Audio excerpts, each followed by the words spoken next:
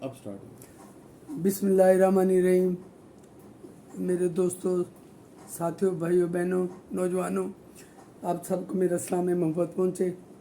और इसके साथ साथ मेरी रिक्वेस्ट कि मेरा यूट्यूब चैनल रिया हुसैन बुखारी के नाम से ज़रूर सब्सक्राइब करें। जो भी जितने भी ये करेंगे, मैं उनका शुक्रिया एडवांस में अदा करता हूँ। और यही मदद है जो आप कर सकते हैं।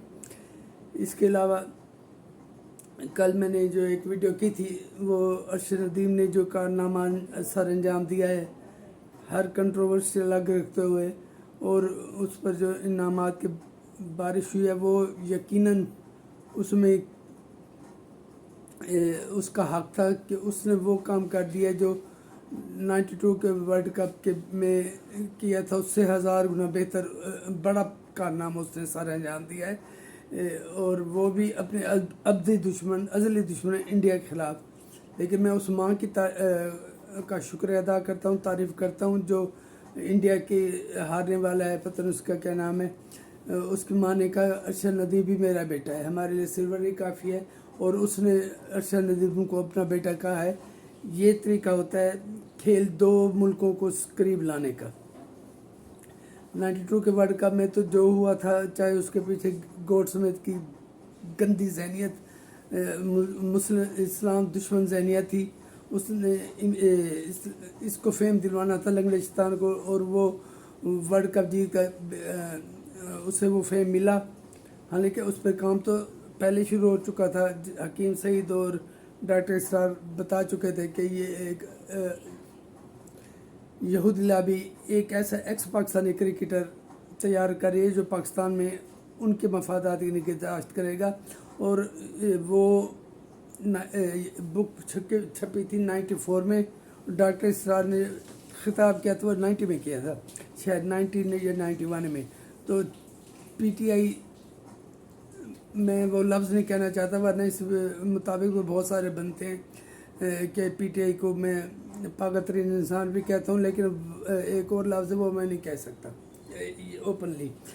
तो बात ये है कि उन्होंने अपने वीडियो में कहा था ये यहूदी एजेंट है। मौलाना फजल रहमान कल तक यही कहते रहे कि ये यहूदी एजेंट है, यहूदी एजेंट है। जब से इस लंगड़े शैतान को उनकी ज़रूरत महसूस हुई है मौलाना फजल रहमान की, तो उस वक्त वो मौलाना बन गए हैं।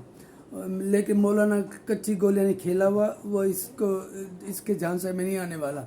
आ भी जाए तो क्या ये मरकज़ में हुकूमत बना लेगा। बेसिकली एक गधे को घोड़ा बनाने की कोशिश की थी, बल्कि गधे को ज़ेबरा बनाने की। उस पर लकीरें डाल के गधा ज़ेबरा तो नहीं बन सकता, गधा तो गधा ही रहेगा, वो गधा रहा। लेकिन उसने जो वर्ल्ड कप जीता था वो नामुमकिन था। उसकी हर घटिया साजिश के बावजूद, उसकी क्या नाम है, गोड स्मिथ की, तो क्या वसीम अकरम, वसीम अकरम, आकिब जावेद, मुश्ताक मोहम्मद, आमिर सुहेल, रमीज़ राजा, जावेद मिर्दाद, इनके बगैर वो जीत सकता था कतई नहीं। लेकिन वो क्योंकि मुसल्लत हमारे पास होना था 92 का वर्ल्ड कप, शायद काश हम हार गए होते तो ये हमारे सर पे लगड़ा शैतान मुसल्लत ना होता। लेकिन कल एक बहुत खूबसूरत जवाब दिया अरशद नदीम ने, जब उससे पूछा गया ना कि क्या आपका सियासत में आने का इरादा है, तो उसने जवाब दिया, भाई मेरा जो काम है वहाँ रहने दो, ये ना हम जैसे लोगों का काम है ना हम कर सकते हैं। इनफैक्ट वो उसने एक तमाचा रसीद किया था अहले यूथ पर और उसके उनके रहनुमा पर। उसे इज़्ज़त मिलनी, अल्लाह ने इज़्ज़त देनी थी और वो जीता और अपने अज़ली दुश्मन के ख़िलाफ़ जीता, भारत के। लेकिन उस जो हारा है उसकी माँ को, अज़मत को मैं सलाम करता हूँ, जिसने कहा मेरे बेटा सिल्वर जीत के उससे हारा है, लेकिन अरशद नदीम ही में मेरा बेटा है। तो मुझे उतनी खुशी है जितने मेरे बेटे की थी। कहा जाता है खेल दो दुश्मन मुल्कों को करीब लाने में अहम किरदार अदा करते हैं।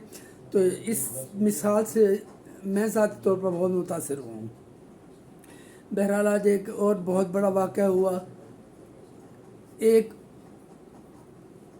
बदनाम ज़माना जर्नैल जो लंगड़े शैतान के हर काम के पीछे जिसका जहन था, जिसने हर वो हरकत की जो कोई भी छोटे से छोटा बंदा करने में शर्म महसूस करे। रिटायरमेंट के बाद भी उसने अपनी हरकतें जारी रखी।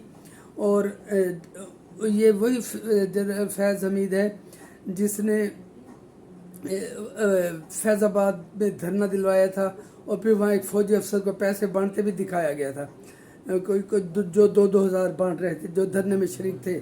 इसका मतलब ये ISI के इसके पीछे पूरी तरह उस वक्त इन्वॉल्व थी।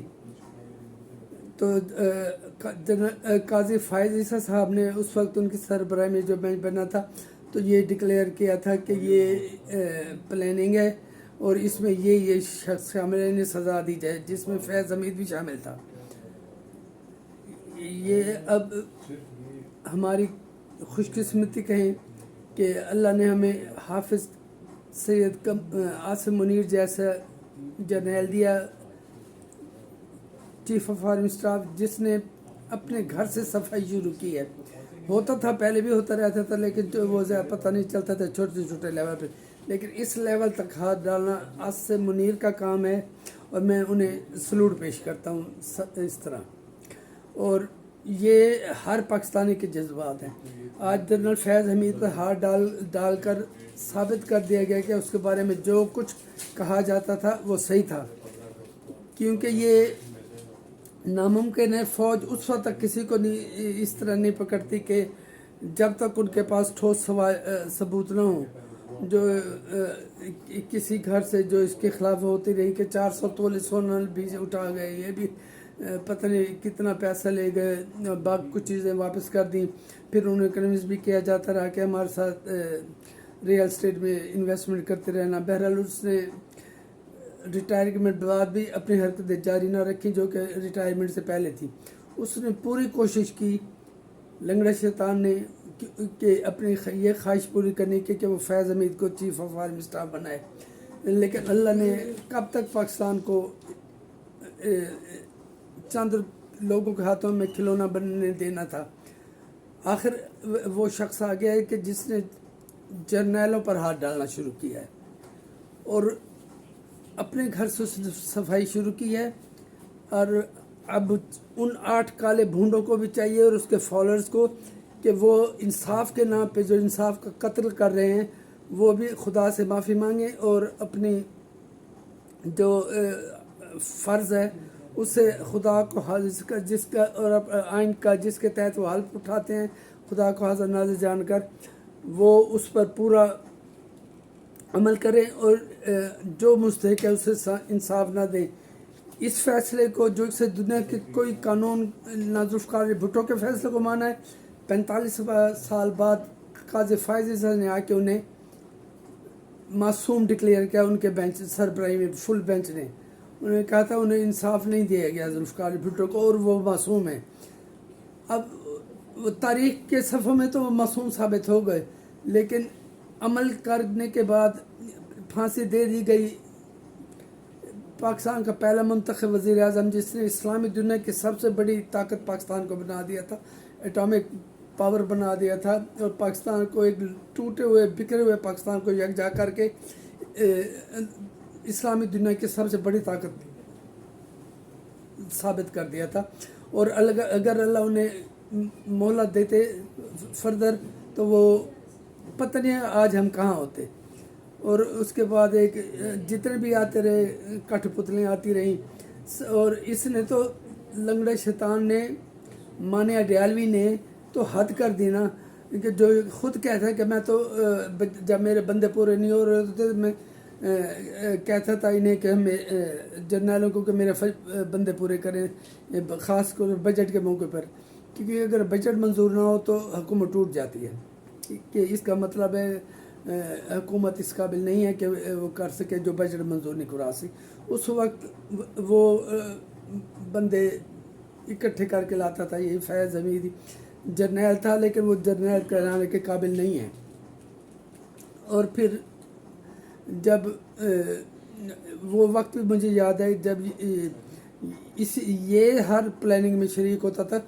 जो टिकट लेने जा रहा होता था पीपल्स पार्टी की या नून लीग की, तो ये कहलवा इसके ज़रिए कहा जाता था, जो अपने बंदों को भेजता था उसे को इन्हें छोड़ें, पीटीआई में जाएं और वहाँ से टिकट लें, इसके अलावा आप इलेक्शन नहीं लड़ सकते। वो मजबूरी चाहते थे टिकट लेने के लिए। फिर वो वक्त भी आया, उसके बावजूद भी वो इलेक्शन में इतना ना जीत सका कि वो हुकूमत बना लेता। तो फिर जहांगीर तरीन का जहाज़ उड़ाया गया और जहांगीर तरीन ने अपने जहाज़ के बंदे उठा कर बनी गाला पहुंचाए और वह उनके गले में सुर्ख जो इनका पट्टा है दुपट्टा टाइप वो डालता रहा।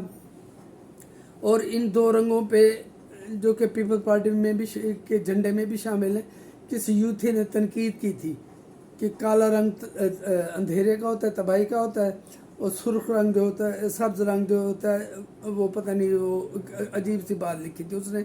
मैंने उसे जवाब दे दिया था और मैंने वीडियो में भी बता दिया था। लेकिन मौजूदा हुकूमत जैसी भी बनी है, बन चुकी है और उनके पास अक्सरियत है, और मुझे यकीन है कि वो आलमोस्ट अपनी 2/3 मेजॉरिटी कंप्लीट कर चुके होंगे।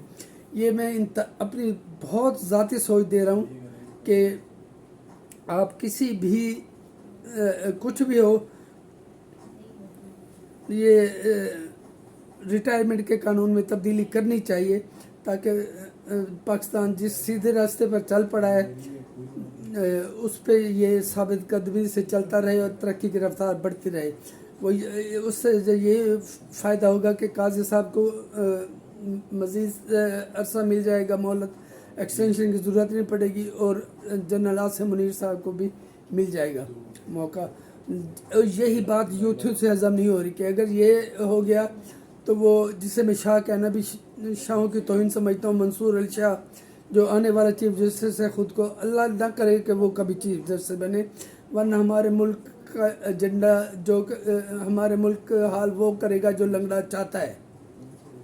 इसका पिछला फैसला जो है, जो इसने पीटीआई को सीटें दे कर किया है, दुनिया का कोई कानून, कोई जायज़ से जायज़ बंदा भी ये नहीं मान सकता कि एक बंदे ने एक चीज़ मांगी नहीं, उसने अपील ही नहीं की, लेकिन उसके वकील ने कहा कि नहीं हमें नहीं चाहिए, नहीं आप हमारे बच्चे हो, आप ले लो, ये सीटें आपने लेनी है, कुछ हो जाए, जज जिद करके बैठ गए। वकील लंगड़े का कह रहा है कि जो कि कमर साहब का वकील था, कि मैं उससे पूछा गया कि ना कि मैं दे दूं सीटें पीटीआई को देती जाए, वो कहते नहीं आप सुन्नी कौंसल को दें, वो कहते नहीं सुन्नी कौंसल पार्लिमानी जमात है, पार्लिमानी जमात तो पीटीआई भी नहीं थी, इसका एक बंदा भी सारे आज़ाद थे, ये तुमने लेने क्योंकि तुम हमारे लाडले हो। लेकिन याद रखो ऊपर अल्लाह है, आज फैद भुगत रहा है ना, कल को आप लोग भी भुगतोगे।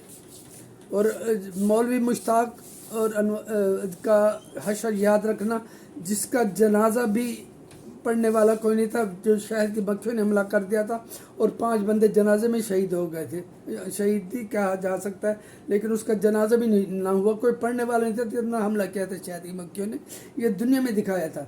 और जिसको उस खबीस बदरू ने फांसी का हुक्म सुनाया था, उसके जनाजे का क्या हशर हुआ, और जिसके हुक्म पर इसने क्या था, मलून ज़ियाउल हक, वो आसमान में ना ज़मीन में मुल्लक होकर मरा और जल कर मरा, जिस मौत की पनाह, जिस ऐसी मौत की पनाह मेरे नबी पाक सल्लल्लाहु अलैहि वसल्लम ने मांगी है। तो ये मुझसे भी खुदा का खौफ करें और हक पर मबनी फैसले दें, तो बैठे रहें, जो मर्ज़ी करें जब तक इनका है। लेकिन अगर ये कोई एक्शन लेंगे तो उनका काउंटर एक्शन तो होगा। मैंने अपनी राय देनी है, दे दी है, और इस पर अमल जब भी होगा अच्छा ही होगा पाकिस्तान के लिए। अल्हम्दुलिल्लाह पाकिस्तान बेहतरी की राह पर चल पड़ा है।